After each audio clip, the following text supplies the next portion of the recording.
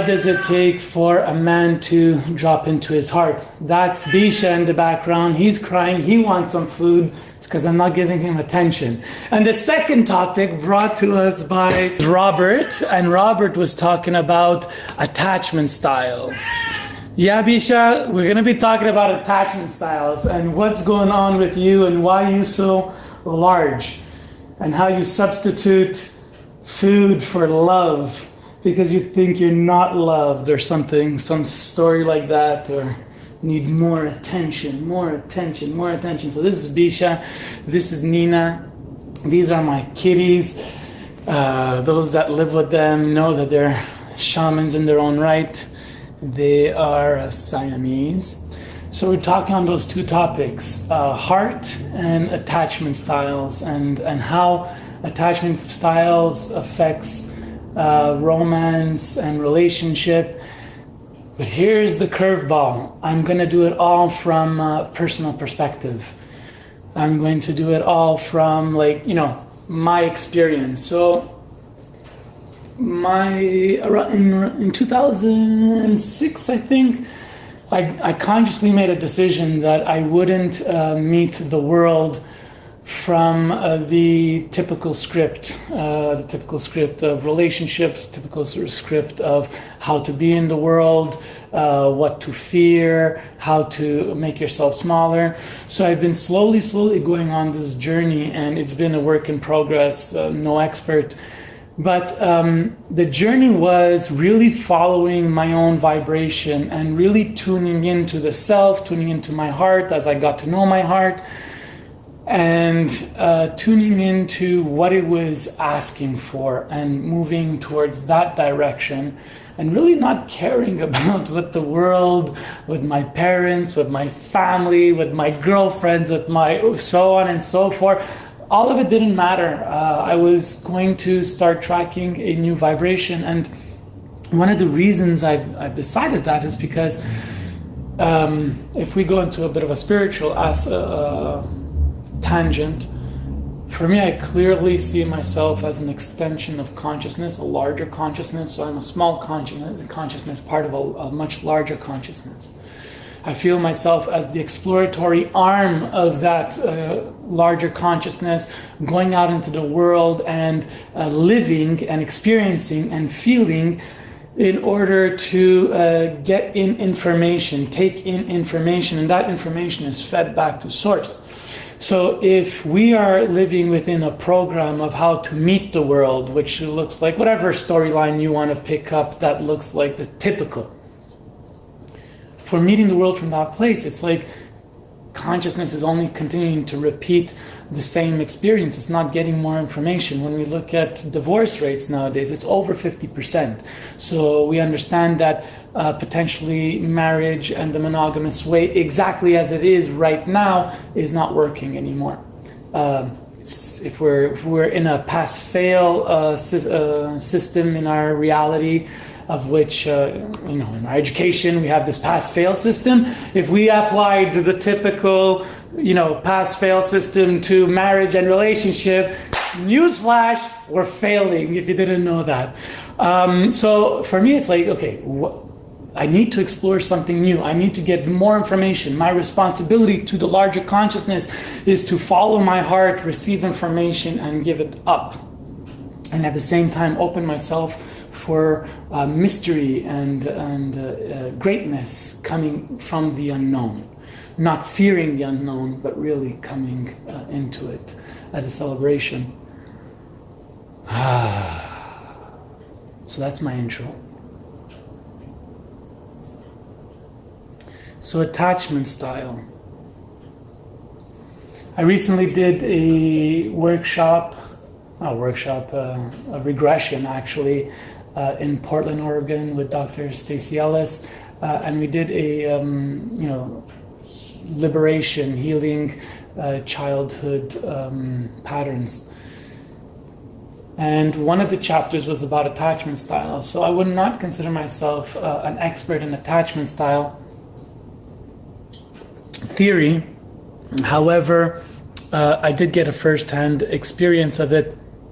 And I did some research on attachment style, so I want to speak into attachment style very quickly.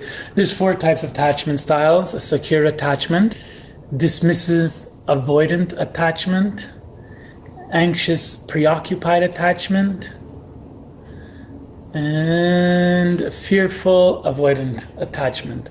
So these are all attachment styles that come out from how we are brought up. So if we were brought up in one type of family, we may have gotten the patterning for different types of attachment styles. I'm not going to go through all of them. I was planning to, but I'm like, that information is online. I want to keep this clear and concise. So there's secure attachment, which creates a really confident relationships. The person is confident in relating with the other beings. The other 3 come from an experience that was fearful, that didn't supply the basic needs, that may have had violence and abuse. A million things bring up those different attachment styles. Now, the thing is that the attachment style that we get between 0 and 7 years old, which is when we program our subconscious, which is our inner child, which we carry on with us for the rest of our life, of which we're meeting the world from this subconscious place. We think we're coming from the logical, rational, but that's really only 10% of our experience. 90% is happening in the subconscious. The decisions are coming from the subconscious, coming from the learned beliefs, learned behaviors, experiences, and so on and so forth.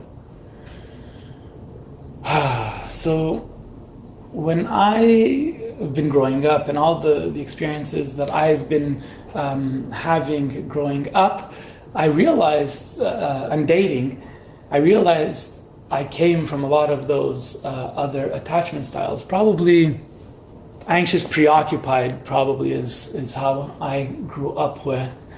And so when I recognized this, I also recognized that actually allowing myself to stay in this behavioral or attachment style as an adult would continue to wreak havoc in all my relationships. So it was my responsibility to find a way to meet a relationship with a certain level of going beyond that behavior. And so historically, I've always been in alternative lifestyle relationships, whether it was swinging back in the day, which led me to create Mondeose, my entertainment company, which I'll be handing over, or going more into this spiritual sexuality and then into polyamory. So I've been really exploring different types of relationships, but you got to understand that 1,000 years, however years, even it's hundreds of years of training, of brainwashing, of conditioning is the word that I'm looking for. Sorry, those are synonyms. So thousands, hundreds of years of conditioning really forces us unconsciously, subconsciously to go into those attachment styles. And even though I was exploring all these open ways of relating, ultimately when I had a certain love or excitement for that one person, then I would start zoning in and putting my hooks, attaching, and therefore their behaviors were actually statements about me, or their belief systems were actually statements about me, or that was my belief system. So as I've gone on to the journey of Ista and going deeper into myself, I've come to understand sovereignty a whole lot more. I've come to understand really being in my own sovereignty, in my own independent belief system, trusting myself, having confidence that the experience that I was undergoing was an experience that would serve me. And I trust that, and I believe that, and I come from my heart, and I follow that. And so when I meet relationship, I'm not trying to impress anybody anymore. I've stopped trying to figure out what people want me to be or sacrificing who I am in order to make people like me. I've decided to start just being me, authentically being me, and meeting the world and meeting love and meeting beloveds from that place. And so if a person would enjoy my company, then that would lead into them wanting to be around. And if they want to be around, then I don't have to put on a facade, I don't have to put on mask, I could be me, and we could meet from that perspective. So living authentically has really changed my life. And really living authentically also means transparently, honestly, and with integrity, which leads me into the way I relate in relationship, or others, or women, or brothers. And so it's no secret, I am relating with quite a few women on different ranges, from platonic to intimate to sexual, casual, all different. But each one I show up authentically, and I show up, I speak my desires, fears, and boundaries in each of those relationships, of where I'm meeting the relationship. I hear what they're looking for, and if we have a meeting, we have a space of relating, and we meet from there. And so when I am with women and multiple women intimately, I just let everybody know that that is the way I'm moving. And if anybody wants to know about anybody else, I'm open to share. So when any conversation, any question in regards to how I relate to anybody in my life is open. I open my life, and I open my heart, and I open my truth to express that. And, so I'm honest, and so what I share with my lovers is, don't ask me any questions that you really don't want to know the answers to. And when they get the answers, it's for, them to process and see how they meet it, and where they meet it, and how I'm open to hearing how that makes them feel. And a whole process opens. And if we end up in a place where we can coexist, co-create, then we continue in investing in each other. And so people say, yeah, that's great, but it doesn't really feel like a commitment. Where's the loyalty? And I challenge that, because for me, commitment comes from a heart space. It doesn't come from what necessarily things look like. It's not about, if somebody's connecting with multiple people, that they're not committed. What do we want to be committed to? We want to know that ultimately somebody is committed to our heart. When we have this desire of commitment. And so the heart looks like care, consideration, and even that is subjective. I've learned that recently. Even that is subjective. So it's like, how do you meet, and what does that look like, and can you find that place of interconnection? So for this experience, I'd really like some interactions, some questions, some feedback to what I'm saying. Anyway, so all this, I come back to the piece of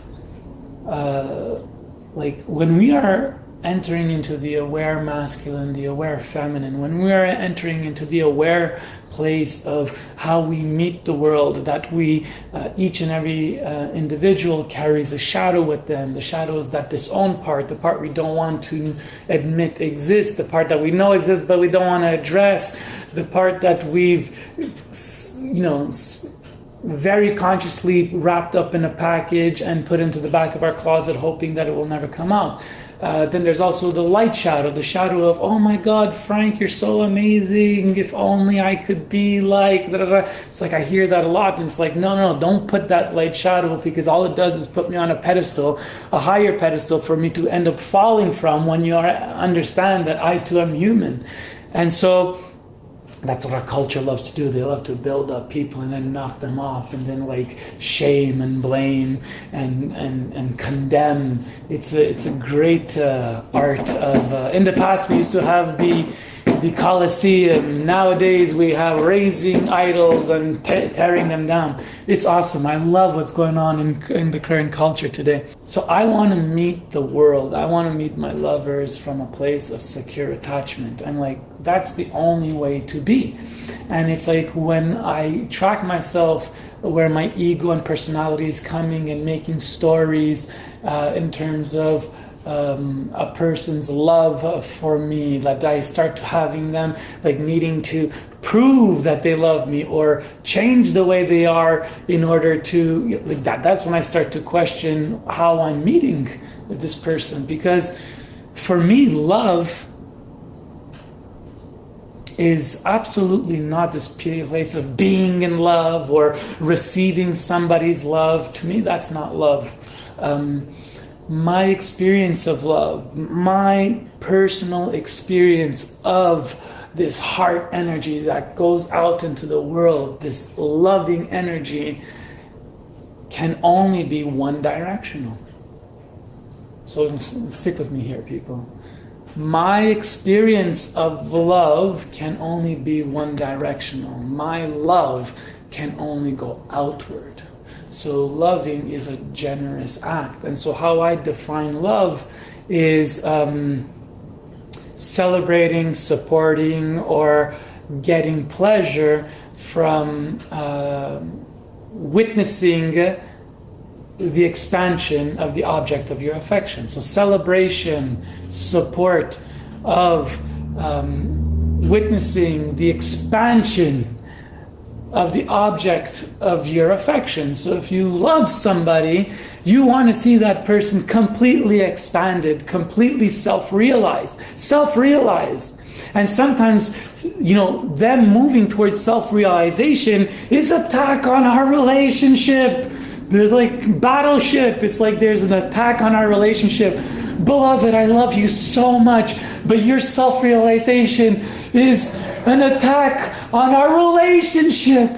And if I let you have that self-realization, our relationship is doomed. Do you get it?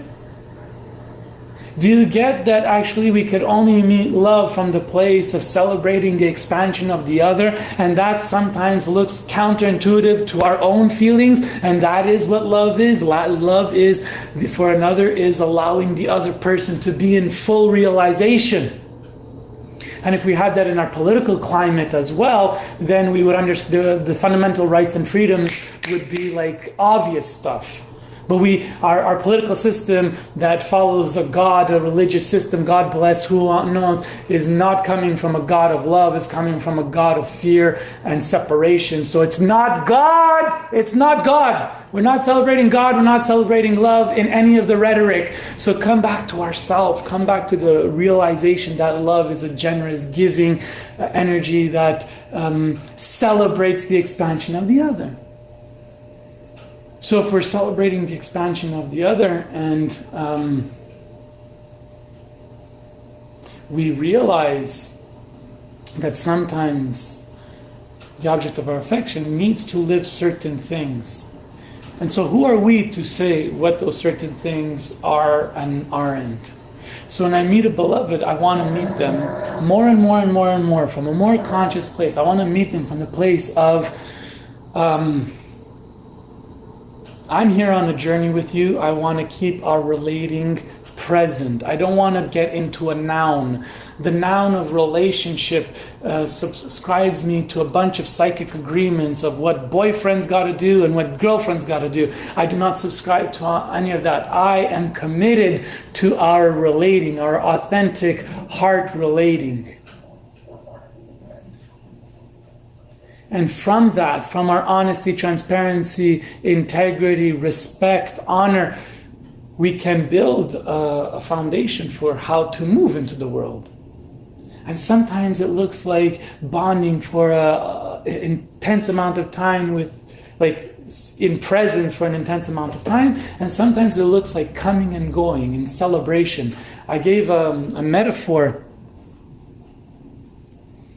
to a friend and around like wanting to see the beloved more often, and that they are potentially with other people and how painful that is. And so I said, okay, let's drop all the story of men, women, attachment and all that. Let's look at nature. Let's go to nature. And we're sitting on the edge of a cliff overlooking a beautiful forest. And it's just like the scenery is blow your mind, fantastic, out of this world. And you're just so happy to be there with you alive, taking in the majesty of nature. And then out of nowhere, out of the blue, a giant bird, an eagle. You see it coming. It's just coming closer and closer and closer and closer. And it sits about 4 feet from you. 4 feet from you, majestic, an eagle. If you've ever seen an eagle, these things are tall, big, sitting next to you. And you have that moment with the eagle.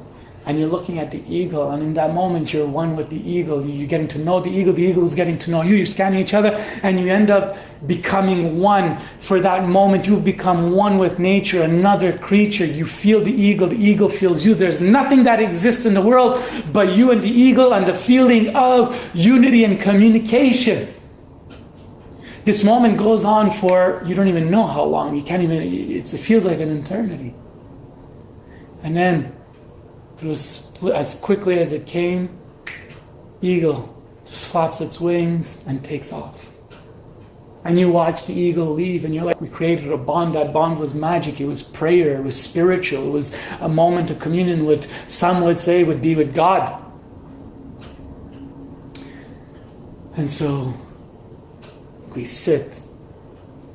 And how many of us react from that experience and say, I can't wait for that to happen again. It's got to happen again. It's got to look exactly like that. He can't go for less than that. Oh my God, the bird is not coming. The eagle, where are you, eagle? Eagle, please come back, eagle. And you're going to, there's that energy. It's like, who wants that energy? It's like, we've already lost the beauty and the majesty of that experience. If we come back and live with the experience of having been touched and not the same, you don't, leave that experience from being the same. You connect with that eagle.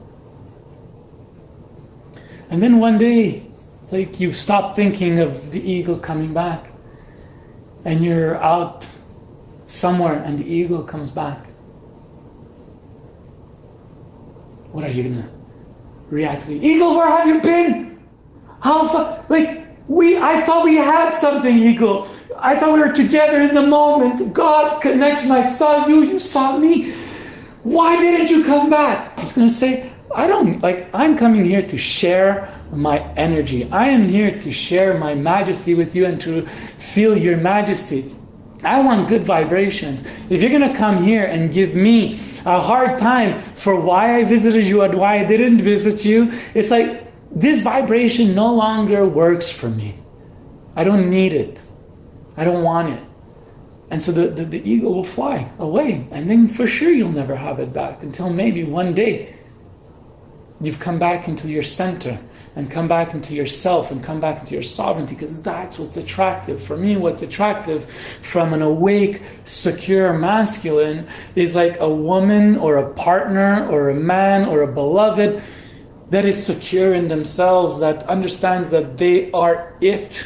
And that, they are powerful people in the world. And those are the people I want to connect with, because I want our powers to come together, experience each other, use sexuality, use intimacy as prayer to shift the planet, to shift the consciousness, to have these conversations, to anchor the experience of what it is to be in that vibration of meeting each other as powerful, sovereign people that are continuously, in present moment, choosing to be in relating. Choosing to be in relating. So that's what I got for you for now. I'm a facilitator with the International School of Temple Arts. We have trainings all over the planet. I've been privileged to be part of the organism for over 6 years, as a facilitator for 3.5 years, and we're doing great stuff, and we're in over 35 countries. Check us out, schooloftemplearts.org, if you want to check out my trainings. they are at sexualrenaissance.com, or check out frankmondeose.com. frankmondeose.com, I just put up my full schedule. It's wild. In 2019, I will be all over the world. I'm fully booked until December 2019. Feels good to be on my path. Feels good to really be coming from the heart, and showing up for brothers and sisters, supporting people to really get back in touch with themselves, ruthlessly choose themselves. That doesn't mean hurt other people, but means like show up for yourself, come from a full place, from a full container, and then meet the world, especially if it's in a relationship. So this journey is amazing. I describe it in 3 processes. At the beginning, the first third is about, consent, having your no, claiming your desire in terms of having your yes, types of touch, emotional release. How do you stay emotionally current? Acceptance of these more dense emotions of anger, grief, so on. Second phase is, acknowledging and releasing shame, fear, and guilt around our body and our pleasure, acknowledging them as our birthright. Second part also has life force connection, energy work, life force mastery, connecting with brotherhood, sisterhood, masculine, feminine. And then the third part is how we bring this all together and direct our life force energy and connection, and use it as a healing modality. How do we use sexual life force energy as a healing modality? And by the time we do that, we scraped a huge layer of the tar and just dirt and dust that has been, surrounding and calcifying our pineal gland, to speak in proper New Age terminology. Like scrape off a layer and then start to vibrate with the earth, with the sky, with our heart, all together, knowing we are part of a bigger thing, and learning how do we connect with this larger thing, and having the confidence to feel into that. And as we feel into it, allow it more into ourselves, and meeting the world from a more grounded place that is embodied in love, which gives us more and more freedom in the world. So on that note, I'm going to thank you for tuning in. I'm going to wish you tons of blessings, and I'm going to remind you to let love free, because it's the only way we will ever learn how to change anything. Peace.